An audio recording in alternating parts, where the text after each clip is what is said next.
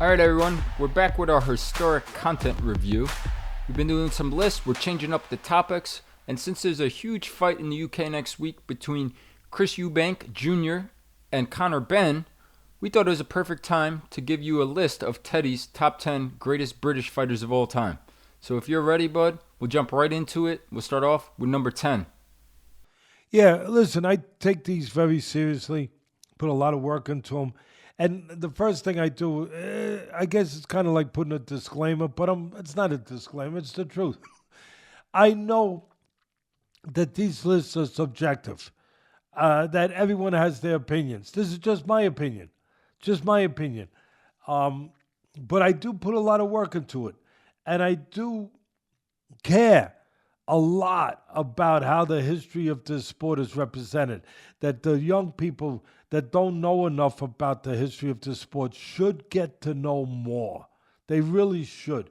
So I kind of look at these lists as opportunities to bring more young people to our sport, or to just educate them a little bit, to understand the greatness of the fighters in this sport goes way beyond what they've seen, even beyond what they heard about in the great 80s. We had, oh my God, we had so many great fighters, and they were all fighting each other, the 70s, the 80s, and it was on network TV, and some of the young fans heard about them if they didn't see them. And now, of course, they see the great fighters of today. And I want them to know that this sport has so many great fighters from so many years that they're not aware of. A lot of them are not aware of. So hopefully this helps in that kind of way. It helps with just reminding them of the ones still in the modern day era, but also in the era that they just didn't have the ability to see, or maybe not even to hear about. So when I start with number 10, first of all, this is the list of greatest British fighters. I take a lot of pride in doing this one, because I've said it before and I say it one more time. There is no country with a deeper history and connection to boxing than England, than the United Kingdom. None. They're just not. I mean, you go back to Marquess of Queensberry rules, changed the rules of boxing, changed the sport of boxing, went to gloves, went to rounds, went to having to go to a neutral corner after a knockdown. I mean, there is no country and therefore no people more attached to the history of this great sport than the people across the pond in the United Kingdom. I wanted to make sure that I put some, without compromising myself, but I do want to make the point, I wanted to make sure I put some modern day fighters in there, because I got to be honest, the history of the British fighters is so deep, so great, I could have skipped putting fighters of more modern day, contemporary day, where a lot of the fans today would not connect with. Now look, I didn't put anyone on here just so the fans would know them. I wouldn't do that. If they didn't deserve to be on this list, they ain't getting on this list. But I did want to make that statement, because it's true, that I have so many I left off that most of the fans today would not connect with, and they deserve to be on this list. They're not, because I can only put 10. And again, I had my thinking for it. Put in some modern day fighters. Find a way to put some modern day fighters in here where they can deserve to be in here. But in doing that, I did have to knock off some of the fighters from more years ago, that if you're a real historian, you will say, Teddy, how's that guy not on? So I'll start this way. Before I get to number 10, I will start by saying fighters like Owen Moran, Chuck McAvoy, Len Harvey, these fighters, Benny Lynch, these fighters, they are missing from the list. But they are not missing from my respect of what they were as fighters. Number 10. He was a guy that was on TV a lot. He was a guy that had an exciting style. He's a guy that won his first world title by beating almost an iconic, legendary fighter, a great puncher. He's a guy that people love to watch him. They would sing songs. That's what I loved about Across the Pond. It's like going to a soccer game. They would sing songs. They would get very emotionally invested. Now, when I came up with him, and I wanted to fit a modern-day fighter, and I came up with him, and I think I came up with the right guy, I was battling with another one, Prince Nassim Hamed. I was battling. Do I put him in there? 36-1, 31 KOs. He didn't quite make the cut. Why? Because the resume of the fighters that this fighter fought was better. And I just love when they sang the songs anyway. Here we go, Ricky Hatton. Here we go, Ricky Hatton. 45-3. There's only one. There's only one. Ricky Hatton. 45-3, 32 KOs. Fought a lot of good fighters. Hey, yeah, I know he got knocked out by some great fighters. I know. But he beat some real good fighters. He beat Calzaghe to win the title. He was a junior welterweight champ and a welterweight champion. He deserves to be number 10 on this list. He is, he brought everything. He left everything in the ring. He was a dedicated body puncher, aggressive, fan-friendly fighter that broke you down. Got you to fight his fight and broke you down. Yes, he lost to those special guys like Mayweather and Pacquiao. I understand. Those are 2 of the 3 losses are right there. Those are not guys to be ashamed of losing to. Ricky Hatton, number 9. Modern day still, modern enough. Some of you, I hope you all remember him. The great fans over across the pond will remember this man. Light heavyweight champion. He beat some good fighters. Yaki Lopez. He was never the same after his fight with Matthew Saad Muhammad. Never quite the same. Then he fought him again. But he was a tremendous fighter. Tremendous, smart, intelligent, everything. 34-4-1. Yeah, not the record of the guys from the eras that I'm going to be getting into, but it's a different era. Those eras, they fought much, much, much, much more often. John Conteh, light heavyweight champion. Tremendous fighter. Tremendous fighter. During his window that he was on top, he was damn good. He was good enough to get on my list. And I take it very seriously. Number 8.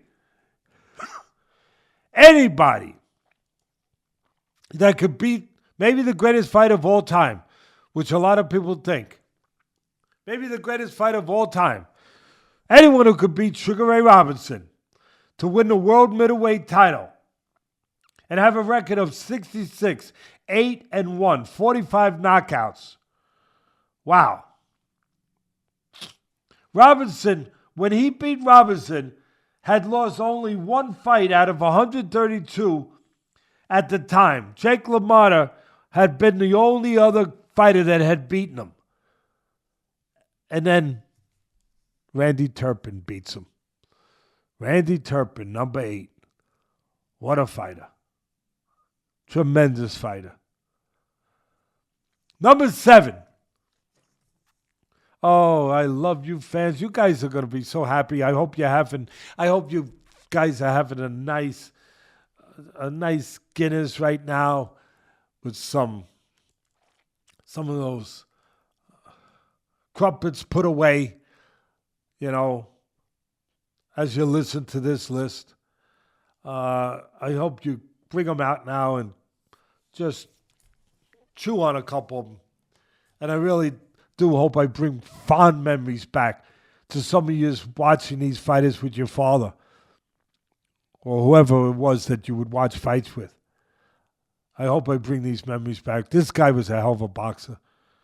He was a hell of a fighter. Ken Buchanan. Wow. Lightweight world champion, 61-8, 27 knockouts. He was a boxer. He was a great boxer. And yeah, he lost. He lost his title to, well, one of the greatest fighters of all time. My son's favorite nickname, Handsome Stone, Roberto Duran. He lost to him. And some people say, you know, it was a low punch. Wasn't to the body. It was a little south of the border.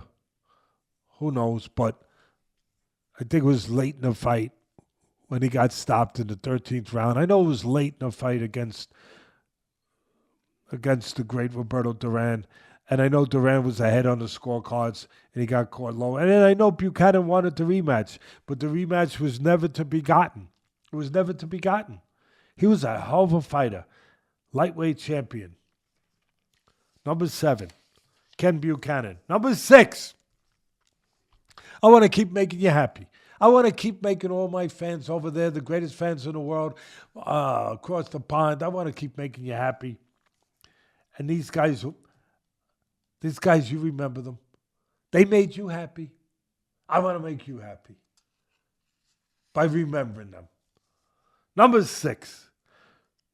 Anytime you win a world title 3 times, you know what? You're pretty good. You're pretty good. Especially if you're winning the world heavyweight title 3 times. Especially if your name is Lennox Lewis. Yeah. Hell of a fighter. He used his size, his strength.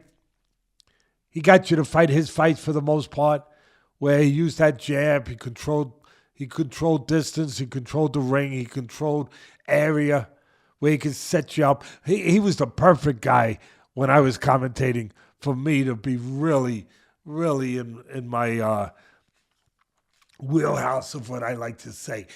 Set the table with the jab, eat with the right hand. That's what and he had a good appetite. He set the table with the jab, and he ate with the right hand. Mr. Lennox Lewis. Yeah, I know some people say he was a little chinny. He got stopped by Oliver McCall and Hasim Rockman, but he came back in the rematches like all great fighters do, and he won. That's the test of a great fighter, a great champion. Yeah, you could lose. What do you do in a rematch? Number 5. I love this guy. He reminds me, when you hear who he reminds me of, you're going to go, whoa. Because you know how highly I think of a guy named Usyk. And what was Usyk's greatest asset, I always said, before it was popular to say it, quite frankly, I always said, my son smiles. I love my son when he smiles. I love him anyway, even if he don't smile. But I love him better when he smiles. What did I always said about Usyk? His greatest asset, he's got a lot of them. He puts punches together. He's got great legs. He can box. He can fight you in the trenches. He can set traps. He can counter punch. He's got good hand speed. He puts combinations together. He don't throw single shots. All of that. He's got a terrific chin. All of that. He knows how to win. The guy is a winner. He's one of the great winners in the history of this sport. Any sport. He won the Olympic gold medal. Then he goes and he wins the cruiserweight title. He consolidates them all. And then he moves up to heavyweight, fights bigger guys, big underdog, goes to London, beats Joshua, big favorite, good fighter, also Olympic gold medalist, beats him. And then just to show that it wasn't a mistake, he beats him again. In England again. And then to show that he's not finished being the giant slayer. He's not done yet. He's looking for more giants. He finds the biggest giant of all, Tyson Fury. And he beats him. And then makes sure that, like he did with Joshua, I want to make sure that you don't think it was just an accident. I'll do it a second time. And he does it a second time. Yeah, that would be Joe Calzaghe. Yeah. 46-0. 32 KOs. Not a bad record. Super middleweight world champ. Light heavyweight world champion. Yeah, the guy knew how to win. The guy was a good offensive fighter. Not a huge puncher, but a good enough puncher. Very busy. Never gets outworked. Fundamentally solid. Body and head. Mr. Joe Calzaghe. Number 4. Now we're getting into these guys. Now get out your Googles. Whatever those things are. Get them out. Look up these guys. Please. Please. Venture with me. Journey with me. Travel with me. Travel with me. Travel back into the past. The past of this fabulous sport that goes farther back than any other sport. Any other sport. Travel. Go back. And listen as I tell you about a fighter named Jackie Kid Berg, junior welterweight champion, 157 wins and 26 losses, 61 KOs, fought from 1924 to 1945. Wow. Is that longevity? Did I mention that one of the criteriums for my list was longevity? Did I mention that? How, Richie? Did I? Well, if I didn't, I'll mention it now. Longevity. He had longevity and fighting top fighters. He had longevity. He fought top fighters. He won world title. He was great. Number 3. What is it with my beautiful brothers and sisters across the pond over there? Put your head up from that Guinness just for 1 second. Put aside that crumpet just for 1 second. You like your nicknames, huh? You seem to like that nickname to add on, Kid. I like it too, all right? I like it too. I like you guys. I like your fighters. I like your history. I like it. Number 3, Ted Kid Lewis. Yeah, I like it a lot. World welterweight champ, 193 wins. That's all. That's all, bud. That's all. 193 wins. That's all, bud. 32 losses, 14 draws, 64 no decisions, and 80 knockouts. Fought during an era where they sometimes boxing in a certain state was not was either not legal or where they were worried about gambling, where certain people could get involved and maybe finagle things a little bit, because it wasn't, boxing wasn't as, watched and obviously, what's the word I'm looking for? Organized, but not even organized. Wasn't as, when you're making sure that there's nothing funny going on. What's that word I'm looking for? It's escaping me. It wasn't in the up and up. Yeah, but it wasn't as, like, now, like, if you, like, back in the day, you go to certain casinos to gamble. Now you go to Las Vegas, and you know that it's, what do you call it? It's regulated. It's more regulated. That you're not going to get some guy with a magnet, pulling the dice, to make it come, to that 7. 7! You know that it's more regulated. Boxing wasn't as regulated, so they were worried about the gambling factor. So they would have newspaper decisions. So they didn't make a decision there. So you find out who won by the new local newspapers, who they said would wound up winning the fight. Ted Kid Lewis, 193, 32, and 14, 80 knockouts, fought from 1909 to 1929. Longevity. Number two. Number two. Get out your Google stuff. Get out your books. Get out anything that allows you to venture into history. And really salute this man. This is a man who was the first 3-division world champion. His final record, 69, 12, and 14. 6 no contests, 57 knockouts. Middleweight world champion. Why did I say salute him? I'm going to tell you right now. Middleweight world champion. Then he went up and won the heavyweight title. The light heavyweight title wasn't in existence yet. It wasn't a formal title yet. So he went up to heavyweight. Then he came back down when the light heavyweight title was there, and he won the light heavyweight title. He won 3 full weight classes. And out of order. Middleweight, jump up to heavyweight, back down to light heavyweight. And he invented a punch. He knew the anatomy. He was ahead of his time. People didn't know about you could hit a guy in the solar plexus and drop a giant.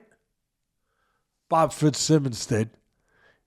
They called it his special solar plex punch, where he would slip in there, pop, little punch right there in the middle where you have a little hole in the middle of your chest. He hits you there. Well, you ever go to the Turkey Day parade, Thanksgiving parade? I've taken my buddy right there to that parade where you have the giant floats going down Madison Avenue in New York City.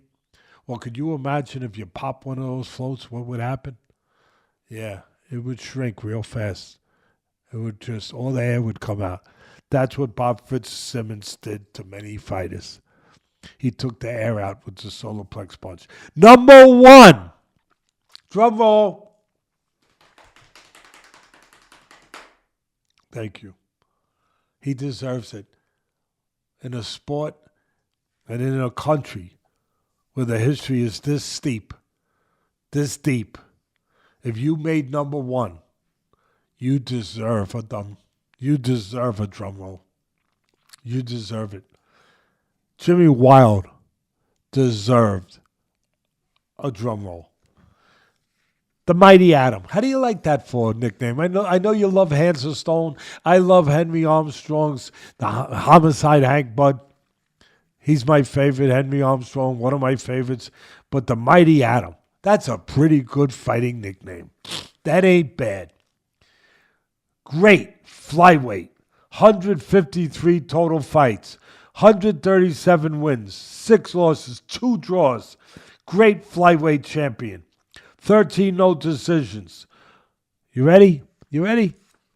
Let me give one last stat. Take a guess. How many knockouts? Take a guess, Rich. How many knockouts, Rich? How many wins first? He had 100. You're taking this serious, aren't you? Yeah. I know you're taking. There's no prize. There's no prize, but I'm glad you're taking it serious. That's good. You're competitive. Yes. 100. What do you want to know? How many total fights? How many wins? 137 wins. He wants to know how many wins. 137 wins. I'm going to say then, I want to say he knocked everybody out, but I'm going to go with 129. No, that's way too many, but it's okay. But there's no prize anyway, but it's okay. But it's still a hell of a number. 101. 101 knockouts. Jimmy Wilde, my greatest British fighters of all time. And I say it one more time in the memory of the great Muhammad Ali. Of all time. Great list. I Great hope job. you like it. Yeah, I'm sure the viewers will. I really appreciate you taking the time to do this, but I know I know you're hard on yourself, and it's a hard process, and it's not easy to do to formulate these lists. So thank you, and I hope all the viewers enjoyed it. We will be back next week with some more lists of Teddy's historic content.